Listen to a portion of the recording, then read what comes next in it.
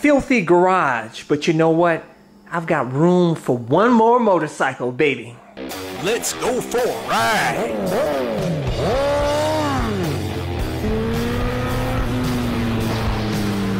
You are watching CycleCruza's all-in-one motorcycle channel. Subscribe today. You know, for the life of me, I just cannot get rid of this lovely Sidi R1000 R. Love this bike, man. I tell you, and you know I'm absolutely in love with my WR250. I love the dual sport. It is just awesome. The do-it-all bike. Go anywhere. It's just a Swiss Army knife of motorcycles. These bikes aren't going anywhere, but that's why I decided to add a third bike. But I need your help in trying to decide which motorcycle to get. There's so many to choose from. So I have a list of motorcycles, and I'm going to go over that list with you guys and give you the pros and cons. And I want you to leave a comment below and let me know which motorcycle to get and why. And also go to my website at CycleCruza.com and click on the menu tab, Vote. And I want you to vote on which motorcycle I should get. And maybe you can sway my decision for me. So these are the motorcycles that I want to get. Number one and high up on my list is the 2017 Yamaha F09. The ultimate hooligan bike with that sick 106 horsepower, 60 foot-pounds of torque, triple cylinder engine with all kinds of torque that everybody loves. And with the 2007 model, they managed to make some fantastic improvements, such as the addition of electronic rider aids. You can now add a quick shifter for an additional $150. The bike's only 425 pounds wet, so it's still fairly lightweight bike. And more importantly, they improved the suspension on the bike. The previous generation, everybody complained about the soft suspension. So it's fantastic that they improved the suspension, although some people say it's not the best, but it is much better than the previous generation. The only con that I have with this bike is that it does have a smaller tank, 3.7 gallon tank compared to like 4.5 gallon tanks on the other bikes. But otherwise, this bike is heavily on my list. I really love the looks of this bike, and it's fairly cheap. I can get this $1,000 cheaper than MSRP. Number two on my list, the Kawasaki Z-9 Hundred. A lot of you guys recommended this bike. It's about $800 cheaper than the FZ09. It has that sick 948cc inline 4 engine in it, 126 horsepower, 73 foot-pounds of torque. It's got the bigger engine in it, like I mentioned, 4.5 gallon tank. Some people say it's got better suspension and basically more refined than the FZ09. However, this bike is pretty budget with no rider aids, although you can get ABS for an additional price. The cons that I have, like I said, no rider aids. I don't really care about rider aids, but I wanted to share the experience with this channel and let you guys know if it's really that much better to have the electronic rider aids. The bike is kind of small. I'm 6'1". I don't know, it looks kind of cramped on that bike, but I'd have to go check it out, do a test ride. The biggest con is that the weight, 463 pounds wet. I mean, we're talking 38 pounds heavier than the FZ09. So that negates some of the added power the Z9 Hundred has over the FZ09, although it has a bigger engine and a bigger tank that, you know, add to that 38 pounds heavier, but it's still 38 pounds heavier. I mean, that's pretty hefty. 463 pounds. That's heavier than the Bmw S1000 R. Okay, anyway, going to number three, the Triumph Street Triple RS, which has that absolutely sick triple cylinder engine that everybody loves, 121 horsepower, 57 foot-pounds of torque. It's in a lightweight package at only 366 pounds dry. It has way better suspension than the Z9 Hundred and FZ09 with that Öhlins adjustable suspension. Much more refined bike, power throughout the rev range. It's got the electronic rider aids, up and down quick shifter, I believe. The biggest con for me is the bike is just butt ugly with at least just the front headlights. It looks like somebody stole the fairing off the front. I never really liked that. The rest of the bike looks awesome though. Bike is more expensive. It's going to probably run me extra $4,000 more than the FZ09. Am I getting $4,000 more fun over the FZ09? I don't know. That's debatable. Suspension, obviously, a lot better, especially if you take it to the track, which I haven't been to and haven't had the time to go to.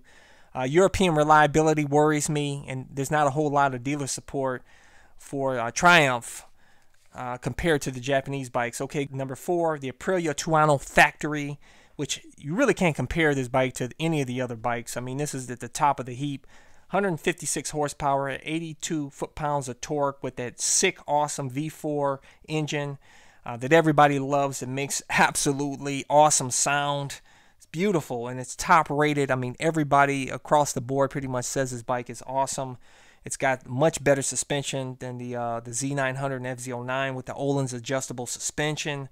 The biggest con for me is the price. It's like $17,000 or something. I mean, that's like 2 F09s. Am I getting 2 times the fun with this bike? I don't know. That's debatable. Also, reliability issues. I hear some people say they've had some heating issues, and where the bike wouldn't start, it got really hot. So that worries me, and there's not a whole lot of Aprilia dealer support throughout the country compared to the Japanese bikes. The color scheme I'm not fond of. It looks fruity with the red and the silver and red wheels and all that. I don't know, beauty's in the eye of the beholder, but it's not a good look to me. Anyways, the next bike is the 2017 Bmw S1000 R. I think it's a fantastic looking bike. Some people may think it's ugly with the asymmetrical headlights, but I think it looks really cool. Has an inline 4-cylinder engine, 165 horsepower, 84 foot-pounds of torque. Obviously, I mean, this bike's going to generate a lot of heat because it has that super bike engine from the S1000 RR, but it's tuned for the street. You know, more power, lower in the rev range, which is more fun on the street. We got it's 452 pounds wet, a lot lighter than the Tuono, excuse me. It has all the top of the line electronics package. You know, the corner and ABS. It's got up and down, quick shifter, you know, clutchless shifting. It's got, you can get it with heated grips. I mean, they got a whole lot of options you can add to really shoot this bike up to probably like $20,000. That's the biggest con for me, is it's quite expensive at like $17,000, $17,000 with some of the options that I want. Like I said, that's like 2 times the price of an F09. Am I getting 2 times the fun with that bike? I don't know. It's much more refined package. You can't even compare it to the F09. Obviously, much more refined. It's better suspension, better pretty much everything. But like I said, are you getting 2 times the fun? I don't know. You tell me, man. Number 6 on the list, the 2018 Indian Scout Bobber. I did a video on this. I was really infatuated with the looks on the bike. I think it looks really cool.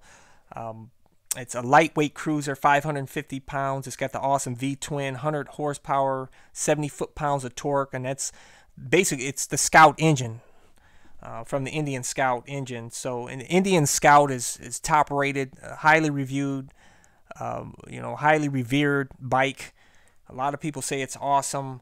I mean, this bike, one guy did a review on this Indian Scout Bobber, and he put some aftermarket pipes on there, and it sounded absolutely awesome. Really sick sound to the bike. But the cons is pretty much for me is, am I really ready for a cruiser? I don't think so, man.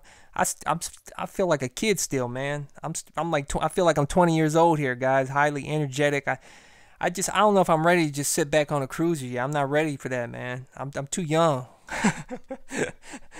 I don't know, man.